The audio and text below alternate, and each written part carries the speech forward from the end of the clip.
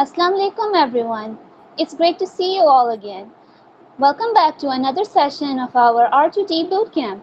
My name is Varda Mahmood. I'm a content writer, a volunteer at Biotech Squad, and I will be your host for today. Today marks the fifth session or second day into the second week of our bootcamp. In our previous session, we explored academic and scientific learning practices. Today, we are building upon that foundation by moving on to two equally important parts of any research process, and these are literature review and methodology. I would also like to share that there has been some slight update to the schedule. Originally, these topics, literature review and methodology, were meant to be covered in two separate sessions in the fifth and the sixth session of our bootcamp. However, today these two topics have been combined, so today's session will cover both literature review and methodology writing. And to guide us through both of these topics, we are honored to have Ms. Zuhra Abbasi with us today. Ms. Zuhra Abbasi is a PhD biotechnology scholar from Islamic University and a visiting faculty at both Islamic University and Rifa International University. Thank you so much, ma'am, for joining us today. We're looking forward to learning from your experience. A quick reminder to all the participants, please keep your camera and microphone off during the session. And if you have any questions, you can raise your hand or you can type them into the chat box. At the end, we will also have a Q&A session where all of your queries will be answered.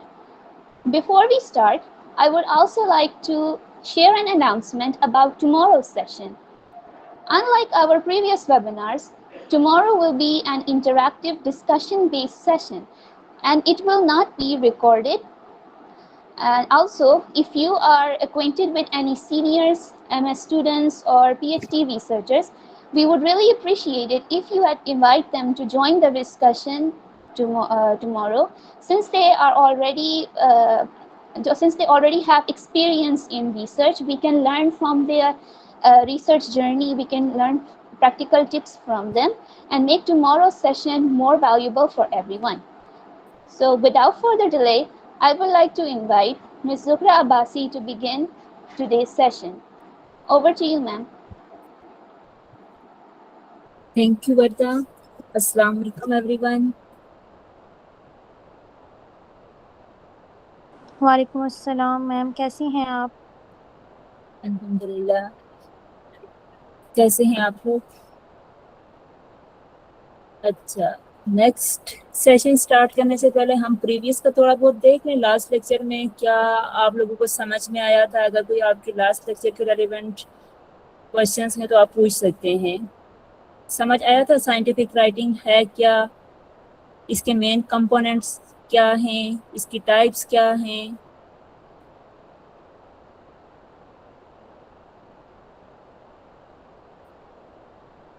आप chat box में answer कर सकते हैं।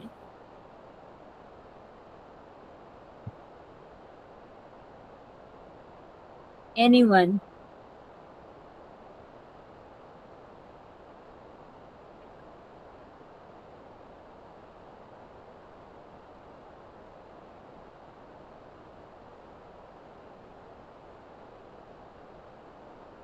किरण Amjad, introduction write up में के main parts क्या होते हैं? जब हम इंट्रोडक्शन लिखते हैं क्या पॉइंट्स कंसीडर करने चाहिए, ब्रीफली बता सकती हैं?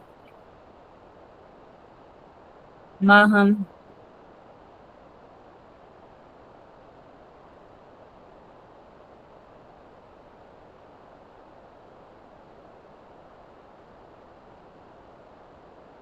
चलिए हम स्टार्ट कर लेते हैं।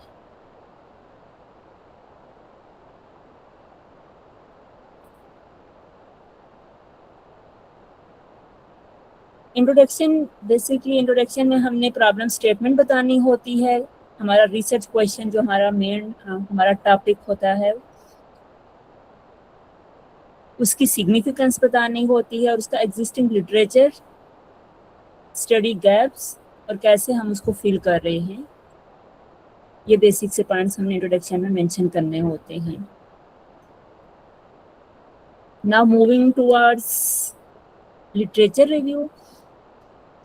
लिटरेचर रिव्यू का आइडिया है किसी को? लिटरेचर रिव्यू में ये नहीं होता, लास्ट लेक्चर में भी हमने डिस्कस किया था कि हमने बहुत सारे पेपर को कंबाइन कर लिया, उनकी समरी लिख दी। कोई एक पेपर लिया, उस पेपर में क्या चीज़ डिस्कस हुई है उसको समराइज कर दिया, ऐसे नहीं होता। बेसिकली लिटरेचर रिव्यू में हमारे पास जो एग्जिस्टिंग स्टडीज़ हैं उनका आपस में लिंक जनरेट करना होता है। कितनी स्टडीज सिमिलर हैं, कितनी इसके कंट्रास्ट में हैं, और उनकी एक क्रिटिकल एनालिसिस करनी होती है।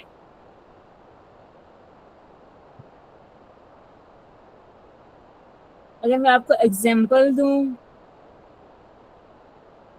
वीक लिटरेचर रिव्यू की, सपोज इस तरह से मेंशन कर दूं, study A found this, study B found this, while study C found something different. मतलब स्टडी ए की फाइंडिंग ये थी, बी की ये थी, सी की इससे थोड़ी डिफरेंट थी। तो ये एक अच्छा लिटरेचर रिव्यू नहीं है। हमने प्रॉपर लिंक जनरेट करना है। हमने इस तरह से देखना है कि what all these studies collectively suggest, where they agree, where they differ, what methods they used and what gap remains। इस तरह से एक क्रिटिकल एनालिसिस हो जाएगी कि क्या कहाँ पे क्या ये सिमिलर हैं, किस पॉइंट पे इनमें डिफरेंस आ रहा है, क्या मेथोडोलॉजी यूज़ हुई है, इनके आउटकम्स क्या हैं और स्टिल क्या मिसिंग है। बेसिकली हमने लास्ट लेक्चर में भी ये चीज़ डिस्कस की थी कि टॉपिक सिलेक्शन में या हमारा रिसर्च क्वेश्चन फाइंड आउट करने में लिटरेचर का इम्पॉर्टेंट रोल होता है।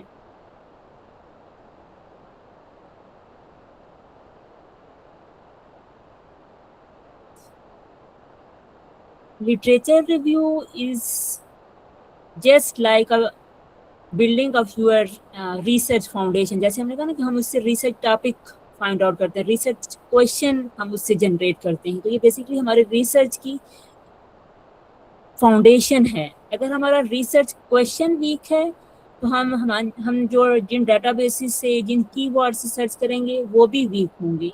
If your research question is weak, your search will be weak. If your search is weak, your source pool will be weak. If your source pool is weak, your synthesis will be weak. So every step depends on the previous step. तो इस वजह से literature को बहुत deeply different keywords use करके, different search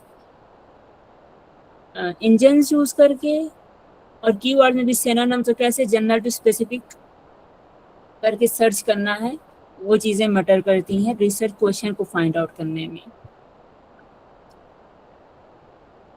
सबसे पहले देख लेते हैं लिटरेचर रिव्यू है क्या। Literature review is structured academic discussion of existing research on a defined topic. कोई भी आपके माइंड में टॉपिक है,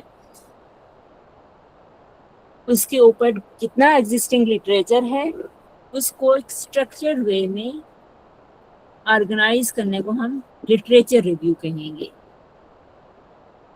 लिटरेचर रिव्यू से हम क्या मेन पॉइंट्स क्या लेते हैं कि प्रीवियस साइंटिस्ट ने क्या स्टडी किया है, कैसे स्टडी किया है, उनकी फाइंडिंग्स क्या थी, और स्टिल एग्जिस्टिंग लिटरेचर में गैप है। इन सब को क्रिटिकली एनालाइज करने के बाद हमें कहीं ना कहीं कोई पॉइंट या कोई पैरामीटर ऐसा मिल जाता है कि जो क्वेश्चनेबल है, जिसका आंसर स्टिल फाइंड आउट करना बाकी होता है।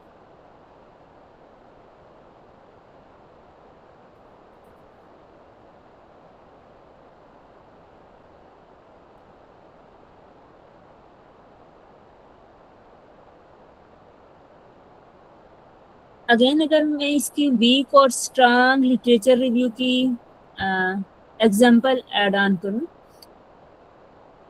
Week review might say Smith studied social media and body image, John studied Instagram use, Emer studied peer comparison. अब यहाँ पे 3 स्टडीज ऐड हुई है, लेकिन यहाँ पे कोई लिंकिंग नहीं है। क्या इन 2 स्टडीज के बीच में सिमिलरिटीज है, क्या डिफरेंस है, यहाँ कोई व्हाट वाई हाउ समझ में नहीं आ रहा। लेकिन इसी के कंपैरिजन में अगर मैं स्ट्रांग लिटरेचर रिव्यू की बात करूँ उसकी एग्जांपल है अक्रॉस रीसेंट स्टडीज।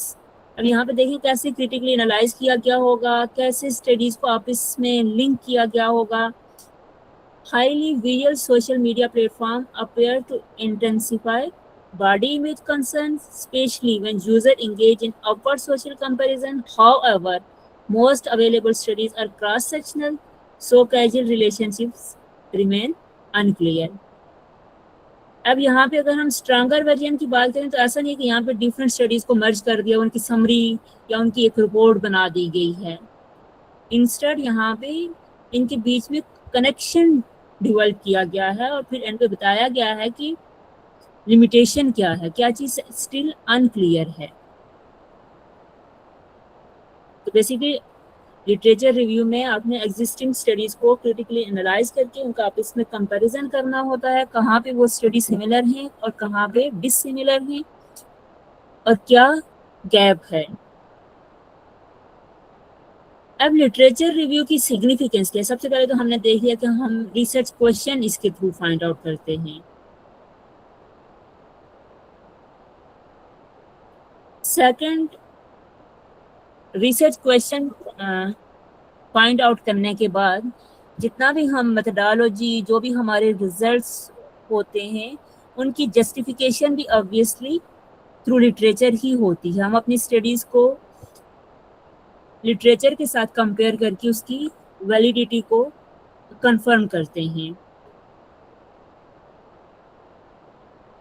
सपोज आपने कोई भी टॉपिक चूज़ किया, अब उसकी आपने मेथडोलॉजी लिखनी है, तो मेथडोलॉजी ऑब्वियसली आपने कैसे वो स्टडी करनी है, कौन से आपने टूल यूज़ करने हैं, कौन से रिएजेंट्स यूज़ करने हैं, वो सारे पॉइंट्स आपको लिटरेचर से ही मिलेंगे।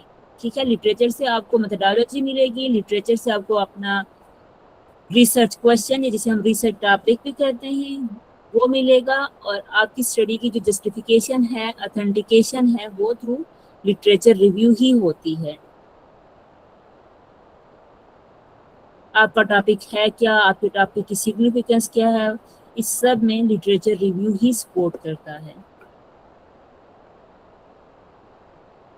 In short, literature review is basically intellectual justification of your research.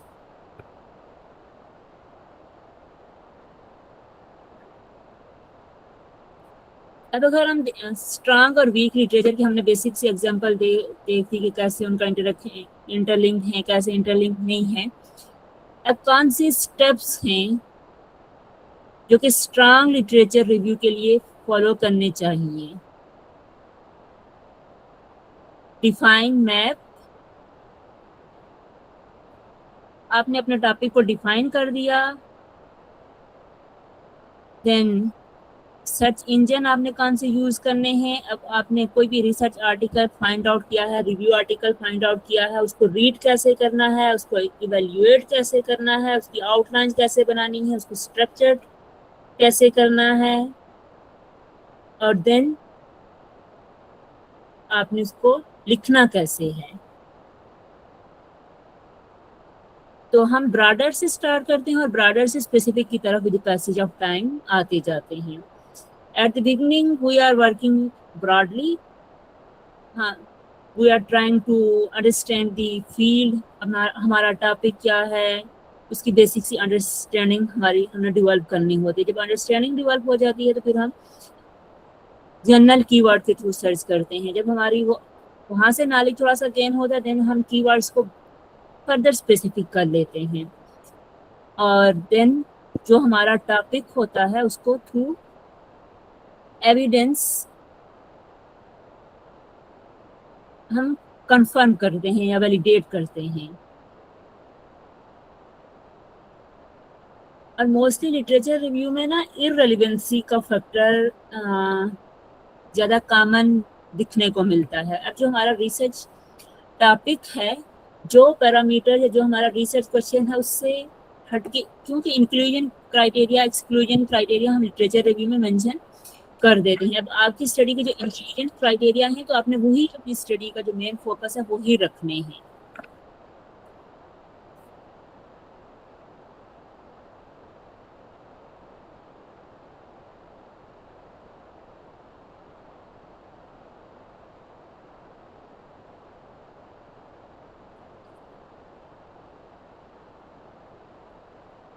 Topic selection का हमने देख लिया था, टॉपिक और स्कोप और वो सारी चीज़ें कैसे हम फाइंड आउट करते हैं लिटरेचर रिव्यू में। इस पॉइंट को स्किप कर देते हैं। सर्च स्ट्रेटेजी के लिए कौन कौन से हम सर्च इंजन यूज़ कर सकते हैं? गूगल स्कॉलर है, पबमेड है, इवन अगर हमें मेडिकल रेलिवेंट कुछ स्टैटिस्टिकल डाटा चाहिए है तो WHO की वेबसाइट है। हम डिफरेंट सर्च इंजन और डिफरेंट कीवर्ड्स यूज़ कर सकते हैं अपनी स्टडी को स्पेसिफिकली सर्च करने के लिए और उसमें गैप को आइडेंटिफाई करने के लिए।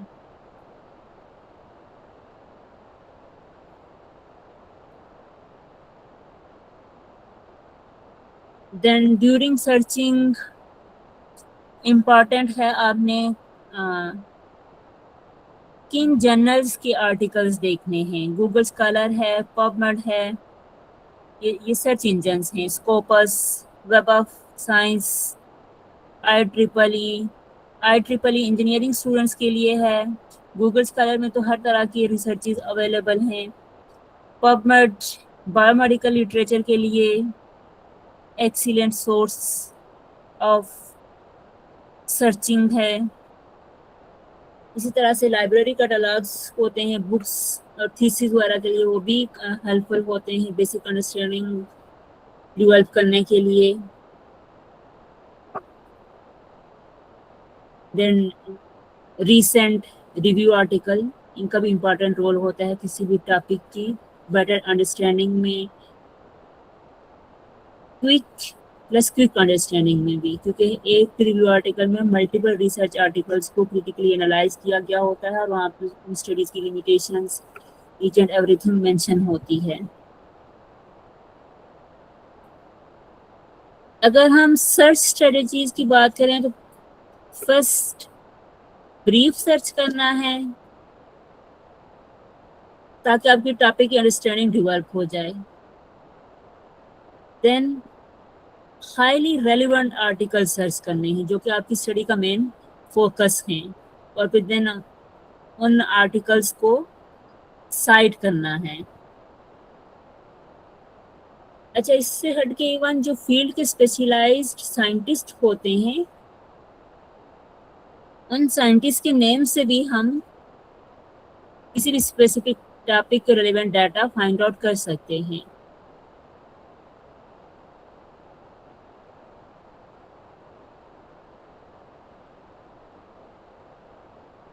देन अगर उससे नेक्स्ट जाए तो हमें मेथोडोलॉजी देखनी होती है,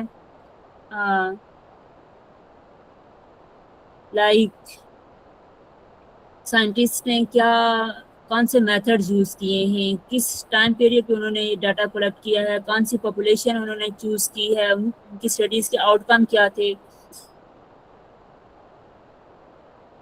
इन सिंपल वर्ड के ब्रॉडर से स्पेसिफिक की तरफ सर्च करना है।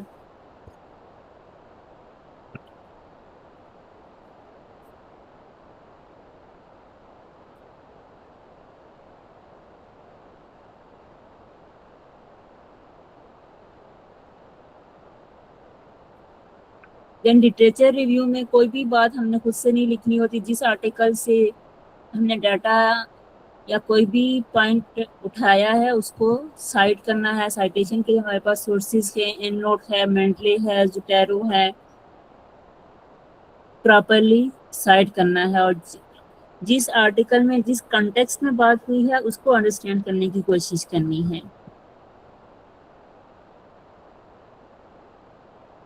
अब एक्टिवली रीड कैसे करना है, ऐसा नहीं कि आपने कोई भी आर्टिकल है उसको A to Z पढ़ना स्टार्ट कर देना है। उसका एब्स्ट्रैक्ट रीड करना है, इंट्रोडक्शन की लास्ट लाइन रीड करनी है जब आपने फर्स्ट गो में रीड करना हो, या आपने ये चीज़ देखी हो कि ये स्टडी आपकी स्टडी के रेलेवेंट है या नहीं। मोस्ट प्रोबेबली आपको एब्स्ट्रैक्ट से आइडिया हो जाएगा। अगर आपको एब्स्ट्रैक्ट रीड करके लग रहा है कि ये आपके काम से लिंक्ड स्टडी है, देन आपने इंट्रोडक्शन की लास्ट लाइंस पढ़नी है। ब्रीफली आपने फिगर्स को देखना है, फिगर्स के कैप्शन को देखना है और कंक्लूजन को देखना है। इससे आपकी basic understanding at least one go में डेवलप हो जाएगी। अगर वहाँ से आपको इतनी अंडरस्टैंडिंग हो गई है, देन आपने फिर उस आर्टिकल को 2 to 3 टाइम डीपली स्टडी करना है, और देन आप अपने रिसर्च क्वेश्चन को, अपने टॉपिक को जस्टिफाई करने के लिए उस सोर्स को यूज कर सकते हैं।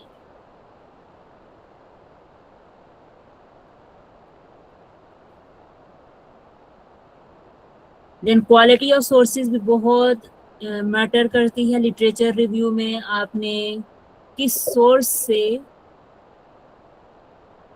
डाटा उठाया है, जैसे हमने सर्च इंजन्स देखे, इसी तरह से आपने कौन कौन से जर्नल से, ऑथेंटिक सोर्सेज से डाटा कलेक्ट किया है।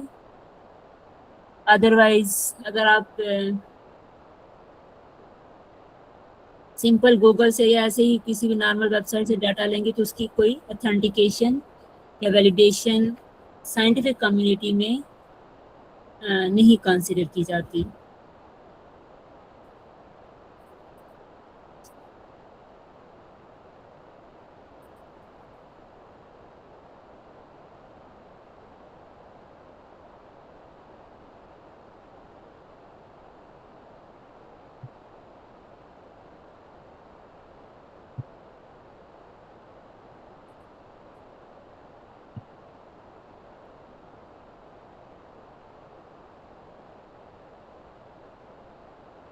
अब हम कोई एक्टिविटी कर लेते हैं ब्रीफ सी लिटरेचर रिव्यू की।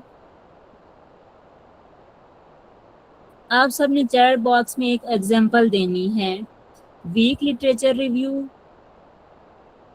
Versus strong literature review, just 3 to 4 lines में, ताकि आइडिया हो जाए मुझे कि कैसे आपको मतलब इतना अंडरस्टैंडिंग डेवलप हुई है कि वीक लिटरेचर रिव्यू और स्ट्रॉन्ग लिटरेचर रिव्यू का मेन डिफरेंस क्या है।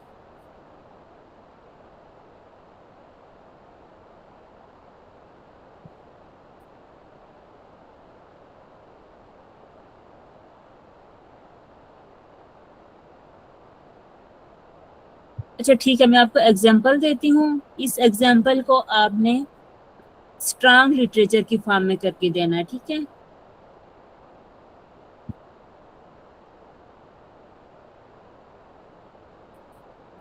ये एक वीक लिटरेचर की एग्जांपल मैंने चैट बॉक्स में ऐड की है, ठीक है। अब इसको आपने स्ट्रॉन्ग लिटरेचर रिव्यू की फॉर्म में कन्वर्ट करना है।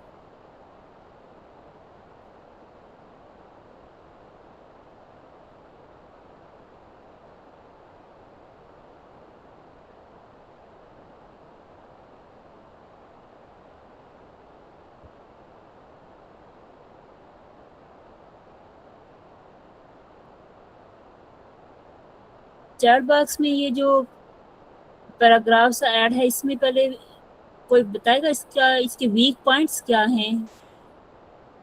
Anyone who would like to answer?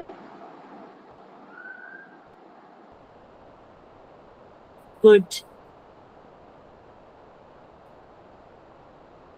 यहाँ पे आपको क्रिटिकल एनालिसिस या डिफरेंट स्टडीज के बीच में लिंक नजर आ रहे हैं या नहीं?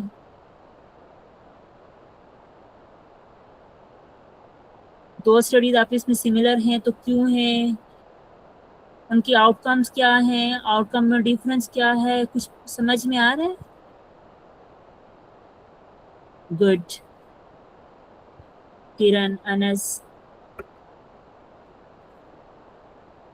चलिए कोई एक स्टूडेंट ही इसको ना स्ट्रॉन्ग फॉर्म में अगर कन्वर्ट कर दे। सिंपल, आपने लिंक करना है, सिमिलर डिफरेंट पॉइंट्स मेंशन करने हैं, क्या सिमिलरिटीज क्या डिससिमिलरिटीज हैं। अभी क्रिटिकल एनालिसिस होती है ना, तो लिटरेचर रिव्यू में जब आप 4-5 स्टडीज को एग्जीक्यूट करके फिर एट द एंड एक आप कंक्लूसिव लाइन, उस सब की बेसिस पे कंक्लूसिव लाइन ऐड ऑन कर देते हैं। और एक पैराग्राफ रिव्यू आर्टिकल के अंदर आपका एक मैसेज दे रहा होता है, जिसमें आपका पहला सेंटेंस टॉपिक सेंटेंस होता है, और उसी टॉपिक सेंटेंस के एविडेंस, उसी क्लेम की जस्टिफिकेशन के लिए एविडेंस होते हैं उस पैराग्राफ के अंदर।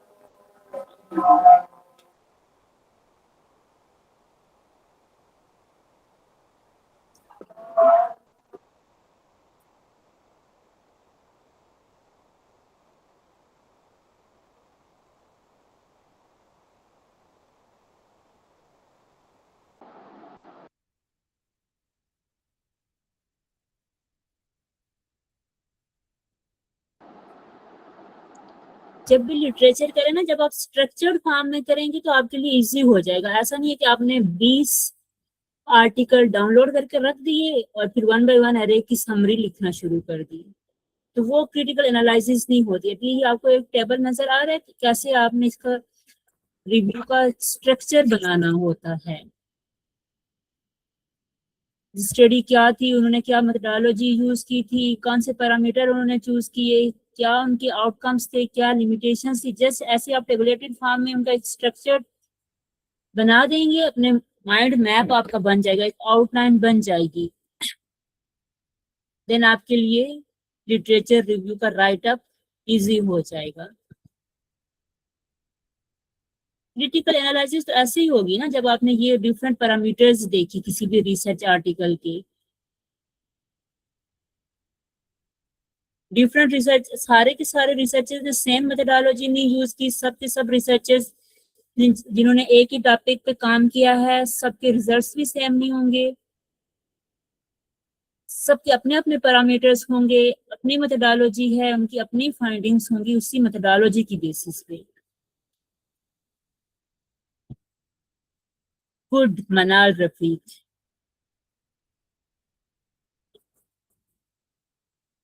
अच्छा, यहाँ पे फिर भी ना ये जिस अच्छा जेनेरिक स्टेटमेंट नहीं लिखनी होती यहाँ पे। अगर मैं इसकी भी वीकनेसेस देखूं तो सेवरल स्टडीज जो आपने लिखा है ना, तो सेवरल स्टडीज से फिर हमें क्लियर नहीं हो रहा। ओवरऑल आपने अच्छा लिखा है मनाल, लेकिन हम several, some, few, excellent, without specification, without justification, हम पे अभी अगर आपने सेवरल स्टडीज लिख दिया है ना, तो फिर यहाँ पे आपने एग्जांपल्स ऐड ऑन करनी है। For example, this study reported this evaluated the effect of nanoparticles under heat stress with mixed findings। Mixed finding देखिए, यहाँ भी ये क्लैरिटी नहीं है। यहाँ पे आपने साइंटिफिक राइटिंग में जितना हो सकता है क्लियर लिखना है। रीडर है या रिव्यूअर है या एडिटर है, उसके माइंड में कोई क्वेश्चन अनआंसर्ड नहीं होना चाहिए। हर क्वेश्चन का आंसर उसे आपके राइटअप से मिलना चाहिए, क्योंकि आप वहां पे प्रेजेंट तो नहीं होंगे उसे समझाने के लिए ना। तो आपने लिखना ही ऐसे है कि समझ आए रीडर्स को, एडिटर्स को, रिव्यूअर्स को। साइंटिफिक राइटिंग में क्लैरिटी सबसे इंपॉर्टेंट है। While some reported enhanced plant growth and improved antioxidant defense, other observed phototoxic effect। हाँ, आपने पैरामीटर्स अच्छे बताए हैं कि कुछ ने फोटोटॉक्सिक लिखा, सॉरी स्टडी किया, कुछ ने प्लांट ग्रोथ को इम्प्रूव किया, लेकिन आपने थोड़ी सी ना स्टडीज को स्पेसिफाई उस तरह से नहीं किया।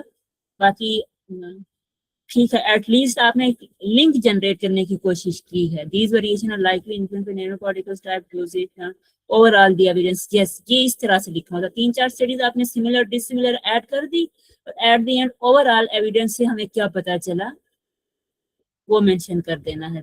गुड।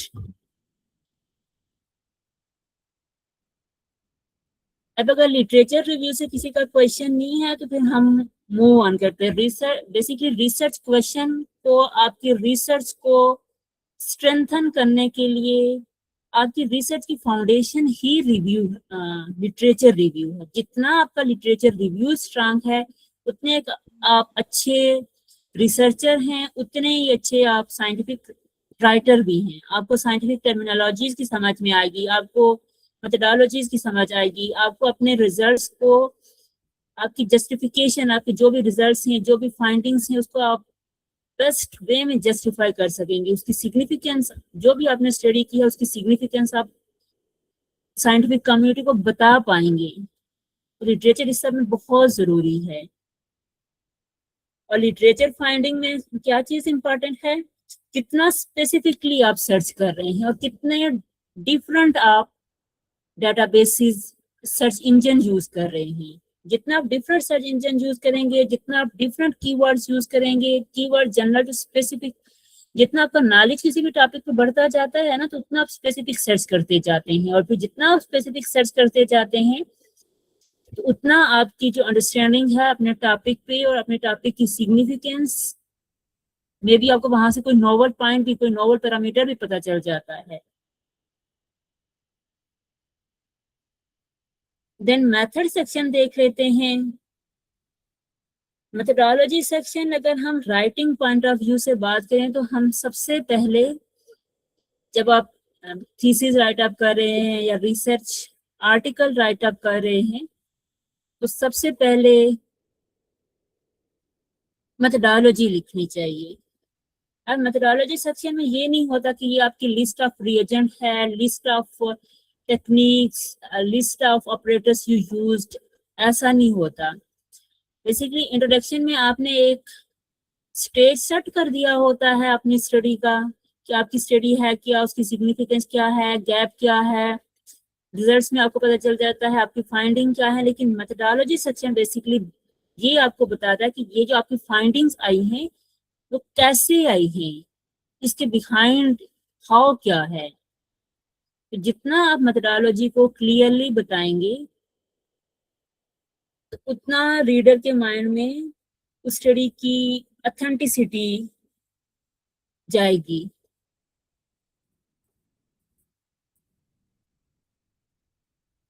अब मेथडोलॉजी को कैसे सर्च करना है या इसकी स्ट्रक्चरिंग कैसे होगी प्रॉपरली। सबसे पहले आपने माइंड में ये क्वेश्चन लाना है कि आपका रिसर्च टॉपिक, आपका रिसर्च क्वेश्चन क्या है, उसके अकॉर्डिंग आपने इसको ऑर्गेनाइज करना है। लाइक आपने ईयर वाइज अरेंज करना है, कीवर्ड वाइज अरेंज करना है, अपने आउटकम की बेसिस पे अरेंज करना है। उस तरह से आपने मेथडोलॉजी को स्टेप बाय स्टेप अरेंज करना है। और सबसे इम्पॉर्टेंट, मेथडोलॉजी आपकी इतनी क्लियर होनी चाहिए कि कोई भी रिसर्चर जो फर्स्ट टाइम रिसर्च कर रहा है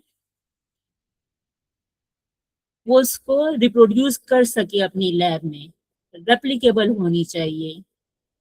लेकिन रेप्लिकेबल होने के साथ साथ ऐसा नहीं है कि आपने उसमें ना, जब सपोज हम लैब में कोई भी एक्सपेरिमेंट रन कर रहे होते हैं तो फर्स्ट गो में वो नहीं होता, सेकंड थर्ड हम ऑप्टिमाइज करते हैं। लेकिन ये भी नहीं है कि आपने जरूर सारे पैरामीटर्स बताने हैं, लेकिन अननेसेसरी एक्सप्लेनेशन या बैकग्राउंड वो चीजें नहीं ऐड करनी। ठीक है, कोई ऐसा बहुत इंपॉर्टेंट फैक्टर है जो कि आपकी स्टडी में फाइंड हुआ, वो ऑब्वियसली हम रिजल्ट डिस्कशन सेक्शन में क्रिटिकली एनालाइज करते हैं कि हमारी मेथडोलॉजी की ये लिमिटेशन थी जिसकी वजह से ये हमारे आउटकम है। लेकिन मतलब आपने जो एक्सपेरिमेंट किया होता है अपनी लैब में, उसके सारे पैरामीटर्स मस्ट ऐड करने होते हैं। फॉर एग्जाम्पल, आपका किसी सेल लाइन पे काम है तो आपने स्पेसिफाई करना है कि आपने यही स्पेसिफिकली सेल लाइन क्यों यूज की है, आपने स्पेसिफिक डोज रेंज क्या चूज की है, आपने टेम्परेचर क्या चूज किया है, आपने स्टैटिस्टिकल एनालिसिस के लिए कौन सा सॉफ्टवेयर यूज किया है, आपने स्टैटिस्टिकल एनालिसिस कैसे की है।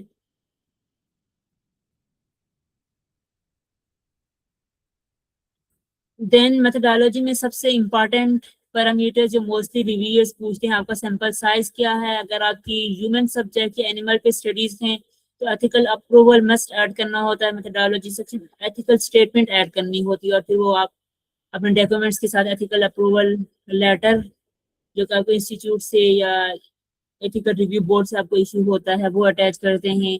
देन अपने इक्विपमेंट्स की डिटेल ऐड करनी होती है। आप अपनी स्टडी का एक्सक्लूजन इंक्लूजन क्राइटेरिया स्पेसिफिक करना होता है कि आपकी स्टडी का मेन ऑब्जेक्टिव ये है,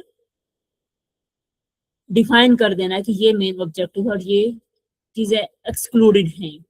सॉफ्टवेयर आपने कौन सा यूज किया, स्टैटिस्टिकल टेस्ट कौन से यूज किए, कैसे यूज किए, ये सारे पैरामीटर्स मेथडोलॉजी के अंदर डिस्कस करने हैं। और फिर जो फ्लो आपका मेथडोलॉजी का होता है वही फ्लो रिजल्ट सेक्शन में भी जा रहा होता है, उसी फ्लो के साथ आपने रिजल्ट सेक्शन में उन्हीं मेथडोलॉजी की बेसिस पे जो आपके रिजल्ट्स आए होते हैं उन्हें वन बाय वन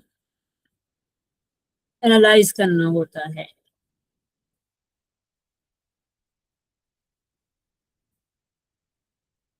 तो in short method section basically आपके रिसर्च प्लान का एक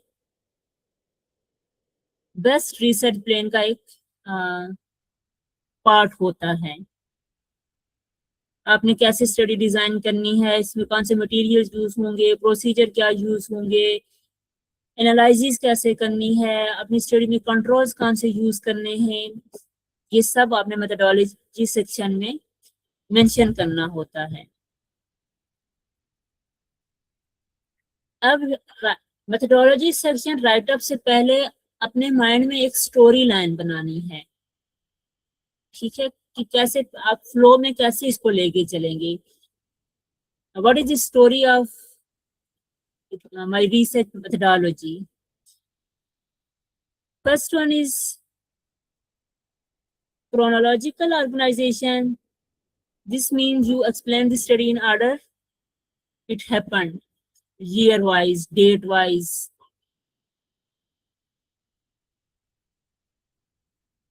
अगर आपकी स्टडी इस तरह की है तो फिर आपने उसके अकॉर्डिंग सेट करना है। देन सेकंड होता है टॉपिक बेस्ड ऑर्गेनाइजेशन। लाइक आपने सपोज में अगर आपको एग्जांपल दूं नैनो मटेरियल सिंथेसिस की फॉर बायोमेडिकल एप्लीकेशन या कुछ भी है, तो ऑब्वियसली सबसे पहला स्टेप सिंथेसिस होगा, क्योंकि सिंथेसिस होगी तो उसके बाद उसकी कैरेक्टराइजेशन होगी, उसके बाद उसकी बाकी एप्लीकेशन स्टेप होंगे। तो आपने माइंड में स्टोरी बनानी है कि फर्स्ट स्टेप क्या होगा जिसपे सेकंड स्टेप डिपेंड कर रहा है। फर्स्ट स्टेप के बगैर उस फर्स्ट स्टेप के बगैर सेकंड स्टेप नहीं हो सकता। तो ऐसे आपने उसको टॉपिक की बेस टॉपिक सब टॉपिक्स में ऑर्गेनाइज कर देना है।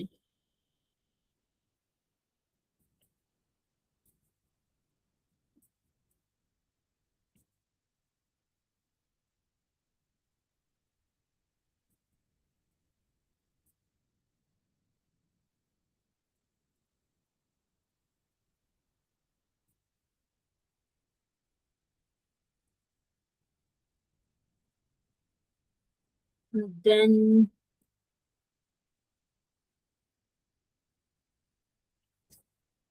आपकी मेथोडोलॉजी की यही पॉइंट्स हैं कि आपने मेथोडोलॉजी के अंदर कौन से कंट्रोल यूज किए हैं, आपका सैंपल साइज क्या है, पॉपुलेशन, टाइम, रिएजेंट्स, टेक्निक्स, ये सारी पॉइंट्स स्पेसिफाई करने होते हैं मेथोडोलॉजी में इन शॉर्ट।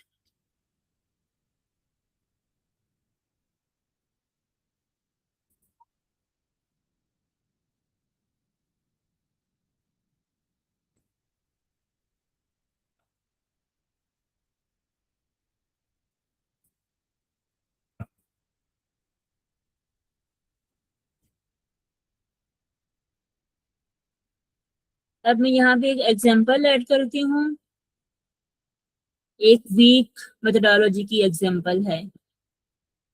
अब इसमें हमें बताना है कि वीक पॉइंट्स क्या हैं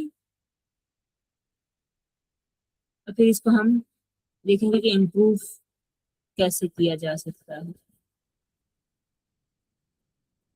इसमें वन बाय वन बताते जाएंगे। मैं चैट बॉक्स में मैंने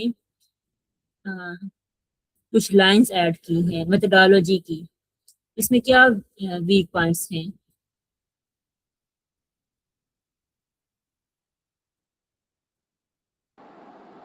Who would like to answer this question? Anyone?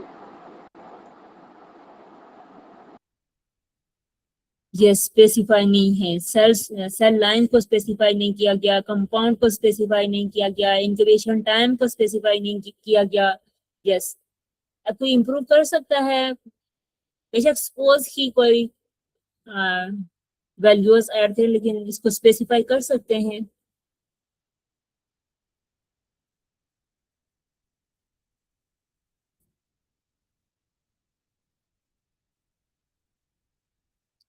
Specification important क्यों है? मेथोडोलॉजी में हम कह रहे हैं कि हमने सारे पैरामीटर स्पेसिफाई करने हैं।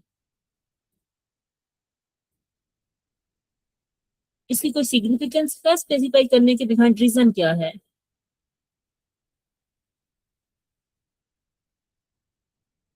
इसका डायरेक्ट लिंक होता है आपकी फाइंडिंग्स के साथ।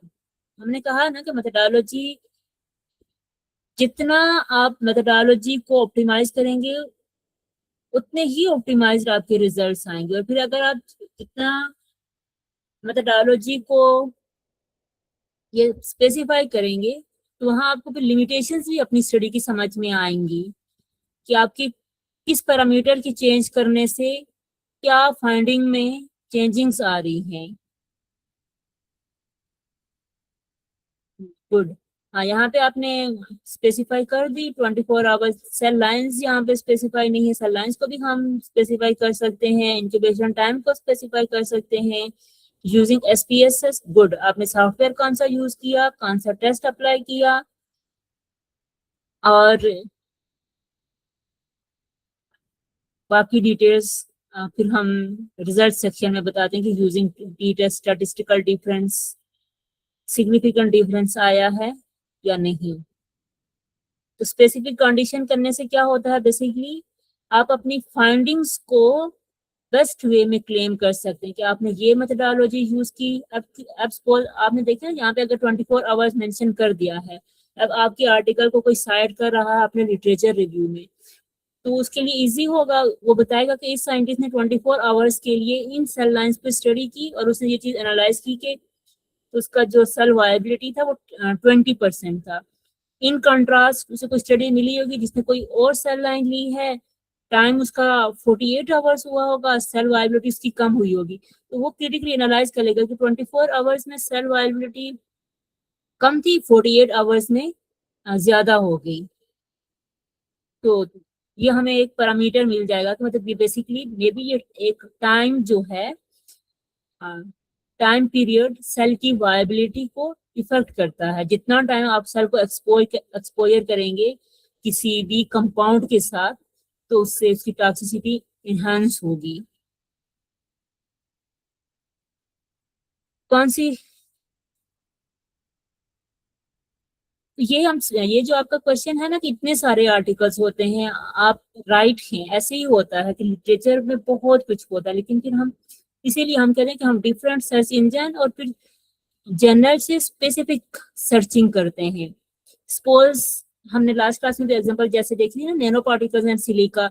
अब देखिए नैनो पार्टिकल्स एंड सिलिका बहुत जनरल सी सर्चिंग, अगर मैं ये सर्च करूंगी, लेकिन अगर मैं नैनो पार्टिकल को भी स्पेसिफाई कर दूंगी और सिलिका की ग्रोथ को किसी एक पैरामीटर को स्पेसिफाई कर दूंगी, इसीलिए हम अपने टॉपिक में चीजें डिफाइन कर देते हैं ना कि हर टॉपिक में हर पैरामीटर नहीं डिस्कस होने वाला होता, हम इंक्लूजन और एक्सक्लूजन क्राइटेरिया बता देते हैं। फिर हमारी स्टडी को रेलिवेंट आर्टिकल्स हमने देखने होते हैं। रेलिवेंट में भी अगर आपको बहुत ज्यादा सेम मिल रहे हैं तो सेम में फिर आप सबसे रिसेंट वन को प्रेफर करते हैं।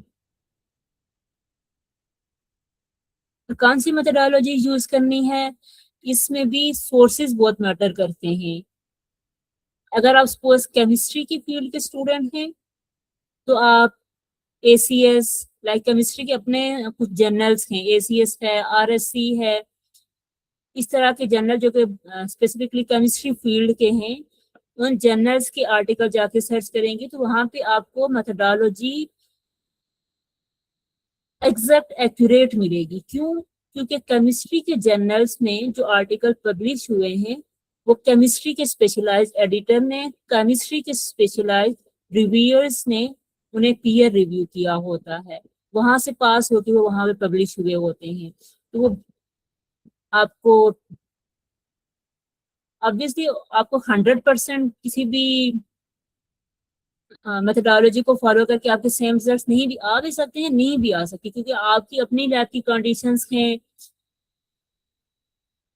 मे बी टाइम, टेम्परेचर, छोटे मोटे हैंडलिंग एरर वो सारे आ जाते हैं, लेकिन 80 to 90% आपकी मेथोडोलॉजी आपके रिजल्ट्स को उसके अकॉर्डिंग इफेक्ट कर रही होती है। जब भी किसी आर्टिकल में मेथोडोलॉजी देखें ना तो उस मेथोडोलॉजी के करस्पॉन्डिंग उसके रिजल्ट्स भी मस्त देख लिया करें। सपोज अगर मैं अगेन एग्जांपल दूं नैनो पार्टिकल्स की, तो नैनो पार्टिकल्स में मुझे नैनो फाइबर्स चाहिए। नैनो मटेरियल्स में बहुत सारे साइज आ जाते हैं, नैनो के डिफरेंट स्ट्रक्चर आ जाएंगे, नैनो शीट्स हैं, नैनो रॉड्स हैं, नैनो क्यूबॉइड्स हैं। तो अब अगर मैंने नैनो फाइबर्स बनाने हैं तो मैं ऑब्वियसली मेथोडोलॉजी देखूंगी, और फिर मेथोडोलॉजी में देखूंगी कि इस साइंटिस्ट की इस साइंटिस्ट ने कौन सी मेथोडोलॉजी यूज की किस चीज के नैनो फाइबर्स बने हैं, दूसरे साइंटिस्ट ने कौन सी मेथोडोलॉजी यूज की है उसके नैनो फाइबर्स बने हैं, इसके अच्छे हैं, दूसरे के अच्छे हैं, तीसरे के अच्छे हैं, किसके अच्छे बने हैं, किसके ज्यादा नैनो की रेंज में है, किसने कुछ नैनो फाइबर से हट के कुछ और चीज भी इसमें यहाँ पे नोटिस किए। तो वो सारे जब मैं रिजल्ट और मेथोडोलॉजी को देखूंगी तो और उसके अकॉर्डिंग 4-5 को रीड करके ना फिर आपको आइडिया हो जाता है कि इनमें से बेस्ट ऑप्टिमाइज कंडीशन क्या है।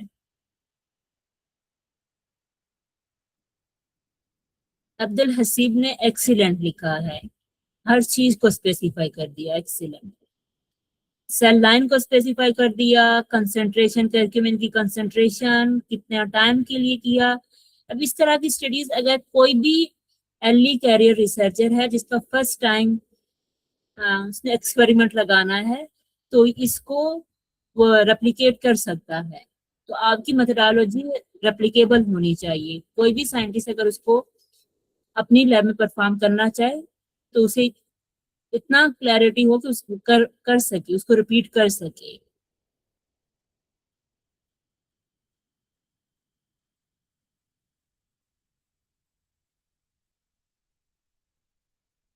अब आपकी जो भी क्वेश्चंस हैं आप कर सकते हैं।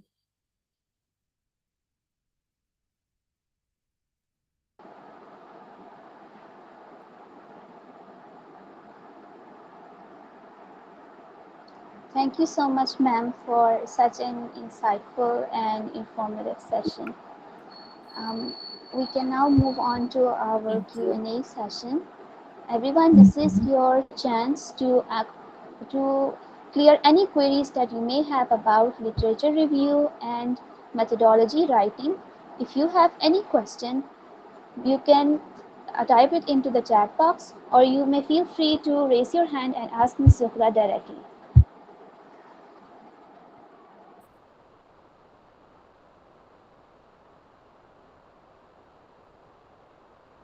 कोई भी क्वेश्चन है ओपनली आप पूछ सकते हैं, नहीं समझ आया रिपीट भी कर लूंगी। जो पॉइंट आपको समझ में ना आया हो, मेथोडोलॉजी को क्या है, उसकी सिग्निफिकेंस क्या है।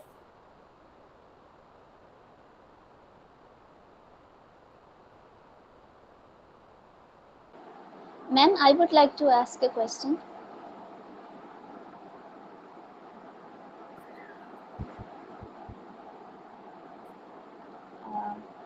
Yes. Ma'am, can we cite editorials or manuscripts, books in our literature review? Yes, books को हम साइट कर सकते हैं। ऐसे नॉर्मल जो है लाइक किसी भी वेबसाइट से डाटा उठा लिया वो चीज नहीं होती। बुक ऑब्वियसली किसी जर्नल में पब्लिश हुई होती हैं तो वो हम साइट कर सकते हैं।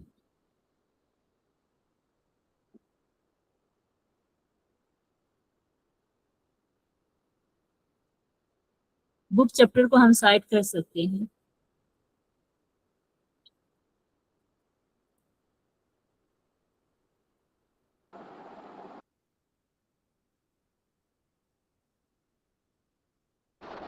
Does anyone else have a question?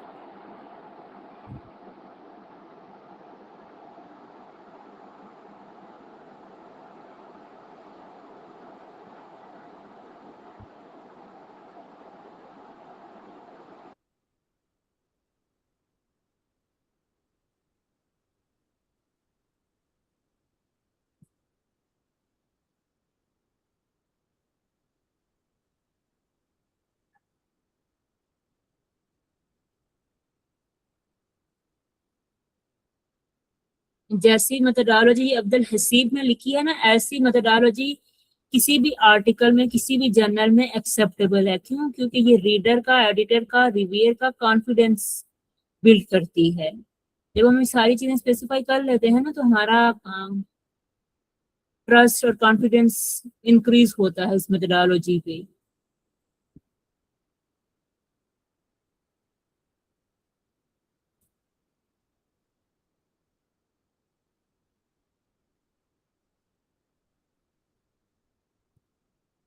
Can we change methodology? जी, हम अपनी लैब में मेथोडोलॉजी चेंज करते हैं अपने, अगर हमारे रिजल्ट्स नहीं आ रहे। इसीलिए जब भी आपने मेथोडोलॉजी देखी होगी तो ट्रिप्लिकेट में एक्सपेरिमेंट लगाए जाते हैं। आपने कोई भी एक कंडीशन लगाई है, जैसे अभी मैं अब्दुल हसीब वाली एग्जांपल ही ले लूं, ठीक है। आपने इतनी कंसंट्रेशन ली है, अब इन कंसंट्रेशन पे आपके रिजल्ट्स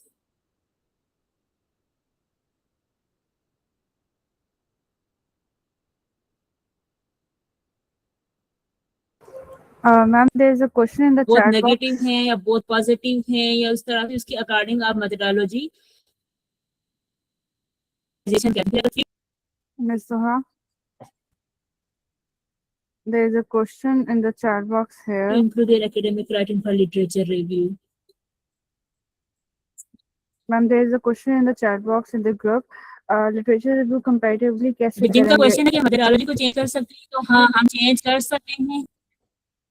हम अपने एक्सपेरिमेंट्स, अगर हमारे रिजल्ट्स नहीं आ रहे तो हम अपनी स्टडी के अकॉर्डिंग हम चेंज करते हैं। मेथोडोलॉजी मोस्टली हमारी अपनी ही होती है,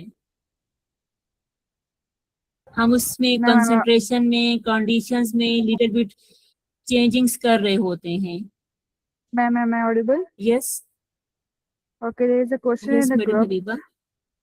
There is a question in the group और उसमें वहाँ पे बच्चों ने पूछा हुआ है कि मैम लिटरेचर रिव्यू कंपैरेटिवली कैसे करेंगे if 10 relevant articles मिले हमें तो यस उसके लिए कंपैरिजन कैसे किया जाएगा?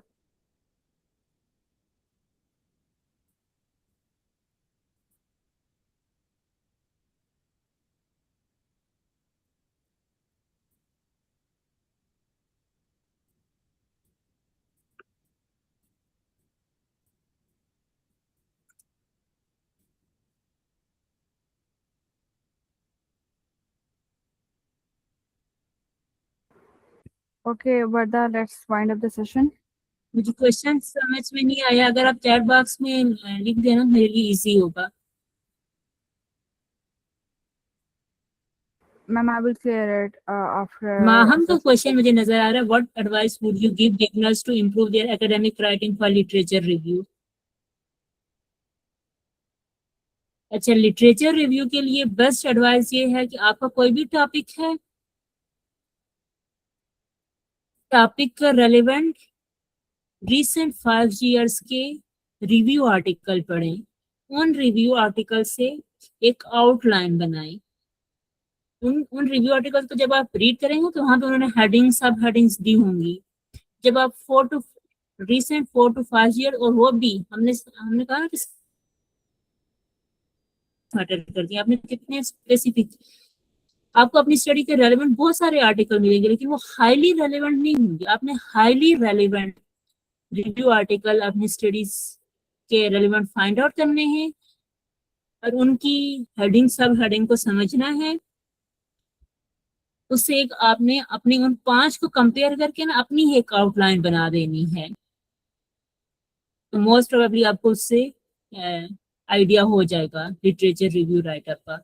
लिटरेचर रिव्यू के लिए रिव्यू आर्टिकल रीडिंग से आपको आइडिया जरूर होगा, लेकिन रिव्यू आर्टिकल या लिटरेचर रिव्यू के लिए लिटरेचर रिव्यू को साइट करना प्रेफर नहीं किया जाता।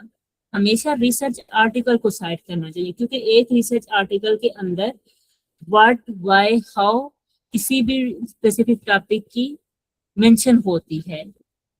वो स्टडी कैसे कंडक्ट हुई, उस मेथोडोलॉजी की बेसिस पे उसके क्या रिजल्ट्स थे, क्या लिमिटेशंस थी, वो आपको रिसर्च आर्टिकल से पता चलेगा। तो हमेशा रिव्यू आर्टिकल्स में रिसर्च आर्टिकल को साइट करना है, लेकिन अपनी अंडरस्टैंडिंग के लिए रिसेंट और अच्छे जर्नल्स के, नेचर है, एल्सेवियर है, ये पब्लिशर है। आप गूगल पे जाके सर्च करें ना, सिंपल जाके सर्च करें नेचर जर्नल, और फिर वहाँ नेचर ओपन हो जाएगा, वहाँ सर्च का ऑप्शन है। मैं जरा यहाँ पे ना आपके साथ स्क्रीन भी शेयर कर लेती हूँ, ताकि आपको आइडिया हो जाएगी आपने सर्च कैसे करना है जर्नल स्पेसिफिक।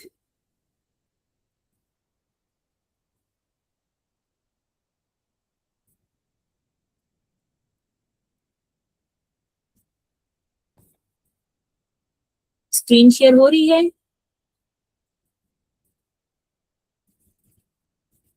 स्क्रीन शेयर हो रही है या नहीं? No, ma'am.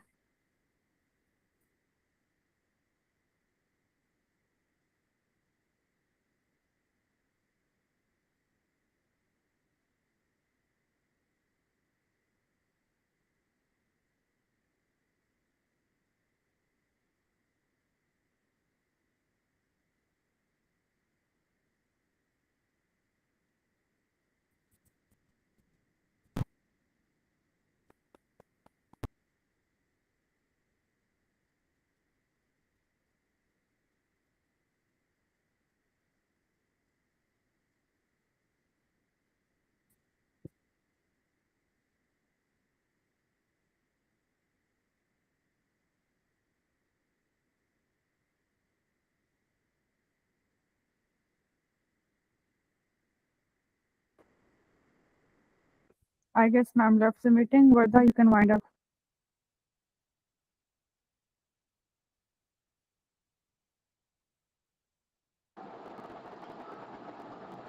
Okay. That brings us to the end of our webinar. I hope today's session has given everyone a better clarity on how to approach research, the research sections, literature review, and methodology. And once again, I would like to remind everyone that tomorrow's session will be an interactive discussion based and it will not be recorded. If you know any senior PS or MS, PhD researcher, you can feel free to invite them to our discussion so that we may learn from their research journey. And on behalf of Biotech Squad, I would like to thank all the participants and Ms. Zuhra for sharing their knowledge, and to all the participants for their contribution to today's session. We hope to see you again tomorrow in tomorrow's session. And until then, take care and Allah Hafiz. You may leave the meeting now.